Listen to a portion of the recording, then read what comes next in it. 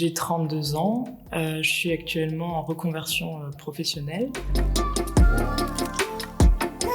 J'étais conseillère dans une banque depuis quelques années et autant la relation avec les clients, ça me plaisait, autant j'étais dans un quotidien qui ne me correspondait plus, qui faisait plus vraiment de sens. La productivité, le fait d'être assise toute la journée derrière un bureau, ça ne me plaisait plus. Et j'avais quelques clients à moi qui étaient kinésithérapeutes, et étant donné que j'avais déjà un intérêt pour ce métier de base, j'en ai profité pour leur poser des questions sur leur parcours, comment ils avaient fait pour devenir kiné. Étant donné qu'on est en Alsace, il y en a beaucoup qui ont choisi du coup la formation en Allemagne.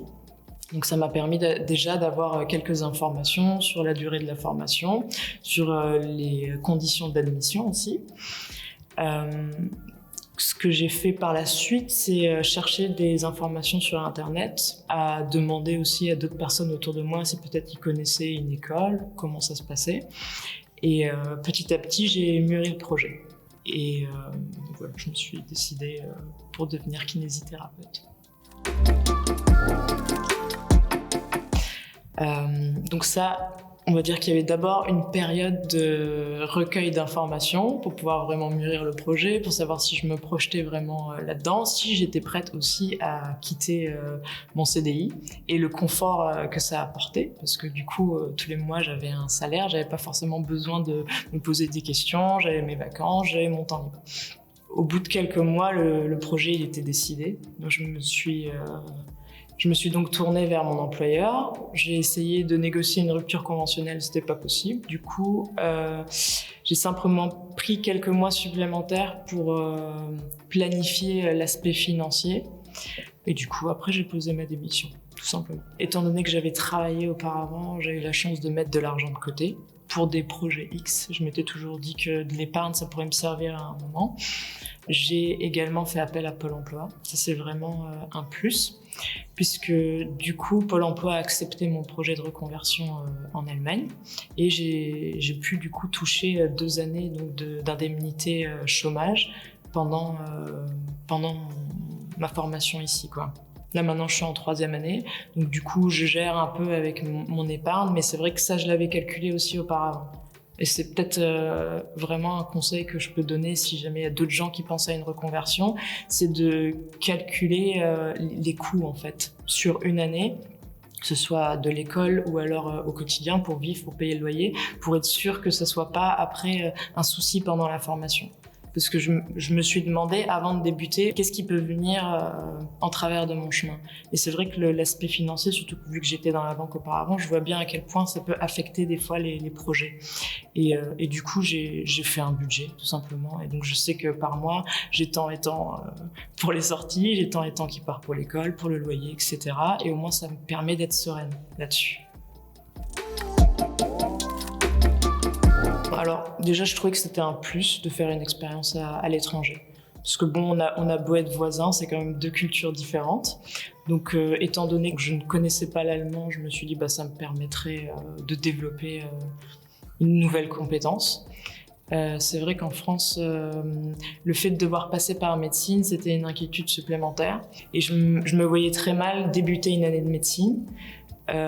Peut-être ne pas la réussir, donc ça signifiait 2 années peut-être de médecine, puis après passer par le concours et peut-être ne pas être prise finalement. Et j'ai préféré parier sur mes capacités à apprendre l'allemand, parce que là pour le coup ça dépendait que de moi, plutôt que sur le hasard du concours en fait. Et également la formation était légèrement plus courte en Allemagne, 3 ans contre 4 ou 5 en France. Ensuite, je trouve que c'est une formation qui est professionnalisante. Donc du coup, étant donné que j'avais auparavant fait plusieurs années hors de l'école, je me suis dit que ça me permettrait quand même d'avoir encore un pied dans le monde professionnel et ne pas être que dans une salle de classe toute la journée. Parce que c'est vrai que ça, c'était un aspect aussi qui me faisait peur, mais qui me préoccupait. C'était le fait d'avoir pris l'habitude en fait d'aller au travail. Le soir, je terminais, je rentrais chez moi, je pouvais m'occuper de la façon dont je voulais. Alors que de reprendre des études, ça voulait forcément dire aussi réviser après le soir, avoir un autre rythme. Et Et du coup, le fait qu'on est très porté vers le métier, ça me fait vraiment oublier des fois que je suis un peu à l'école. Bon, évidemment, il y a les tests, il y a les cours théoriques, etc. Mais on est tellement dans le pratique, puis avec les périodes de stage, on est pris un peu pas dans la machine, mais disons que je regrette mais aucun moment, quoi. Étant donné que je parlais pas du tout allemand, j'ai décidé de partir 1 an sur Berlin, du coup pour pouvoir apprendre la langue. Là-bas, ou aussi ailleurs en Allemagne, on trouve des écoles qui permettent de faire de prendre des cours en intensif. Donc je me suis orientée vers cette solution-là parce que je pensais que c'est ce qui avait le mieux. J'avais du temps libre et je voulais apprendre le plus rapidement possible. Aussi, je pense que pour apprendre une langue nouvelle, c'est certainement mieux de faire un gros bloc en intensif dès le début pour éviter d'oublier trop d'informations en fait entre chaque bloc d'apprentissage. Et en plus, étant dans le pays, je me suis dit que ça faciliterait l'apprentissage que d'avoir aussi des échanges au quotidien, dans la rue, au supermarché, dans les restaurants. Et du coup, j'ai pris un peu moins d'1 an pour valider mon diplôme C1. Puis je suis revenue à Strasbourg et j'ai entamé les démarches du coup d'admission auprès de la PSO. C'est drôle. C'est vraiment drôle de retourner à l'école à 30 ans. J'avais des petites appréhensions, comme dit auparavant, par rapport au rythme, parce que je me suis dit, bon, je sais ce que c'est que d'avoir une journée de travail bien remplie, mais le fait de retrouver la discipline de travailler ses cours, aussi d'être attentif toute la journée et d'être plus dans une position passive. Moi, je parle notamment des cours théoriques puisque autant on participe avec le prof, mais c'est vrai qu'on doit avoir cette concentration tout au long de la journée. Donc je me suis dit, est-ce que ça, j'en suis encore capable? Il y a également la différence d'âge qui me faisait un peu peur parce que je me suis dit moi j'ai 30 ans, est-ce qu'il y aura d'autres gens qui comme moi feront une reconversion aussi, ou est-ce que je vais être qu'avec des personnes de 10 ans de moins que moi? Et après c'est le genre de questions sur lesquelles je préfère ne pas rester trop longtemps parce que le plus important c'est de devenir kiné, c'est pas tellement comment se passe le quotidien, mais tout de même. Et en fait ça a été une belle surprise parce que ça se passe très très bien. Enfin, j'ai pu connecter très bien avec la classe. La concentration, au début, il faut rentrer dans le rythme. C'est sûr, on rentre chez soi, on est un peu fatigué, mais c'est comme tout changement. Au final, si on changeait de métier, je pense que ce serait pareil. C'est le temps de retrouver un cadre, de retrouver un rythme. Et après, une fois que c'est lancé, c'est bon. Et c'est vrai que même la différence d'âge aujourd'hui, je l'oublie en fait. C'est marrant, mais on a toujours quelque chose à apprendre des gens, peu importe l'âge qu'ils ont. Et non, ça se passe très bien. Il y a beaucoup d'entraide dans la classe et une très belle ambiance aussi. Ouais. La PSO, du coup, c'est vrai que j'en avais entendu parler de mes clients de la banque, du coup, qui étaient aussi passés par là. Donc c'est vrai que le fait déjà d'entendre parler d'un endroit, ça aide à aiguiller un peu le choix. Je suis venue faire une journée d'intégration.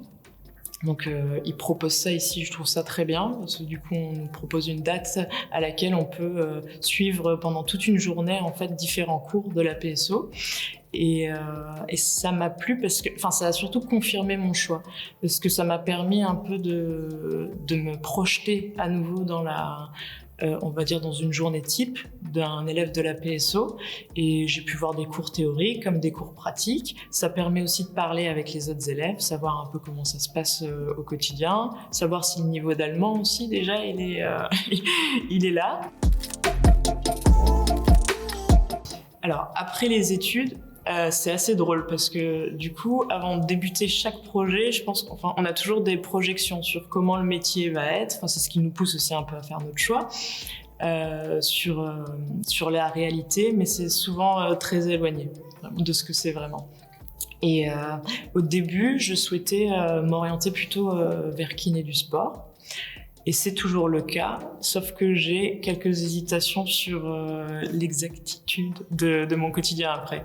Dans le sens où mon projet de base, c'était d'ouvrir un cabinet. Bon, pas tout de suite, hein, évidemment, d'abord prendre quelques années d'expérience dans le métier, puis ouvrir un cabinet, et plutôt m'orienter vers le sport.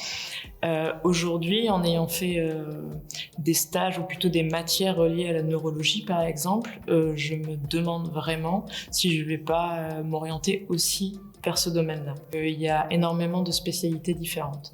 Donc, on peut aussi bien travailler dans le domaine de la chirurgie que de la médecine interne, que de la neurologie, la pédiatrie, la gynécologie et encore d'autres. Donc c'est vrai qu'il n'y a pas un kiné qui se ressemble, je pense, parce que aussi dans ces mêmes domaines, il y a plein de formations différentes. Ça aussi, c'est un aspect que je trouve génial, par exemple, c'est qu'on peut, toute sa vie, on a la possibilité, en fait, de continuer à se former. On peut travailler aussi bien en tant qu'employé qu'indépendant, dans un hôpital, dans un centre de réa. Et c'est cette liberté-là aussi qui me manquait un peu à la banque, clairement.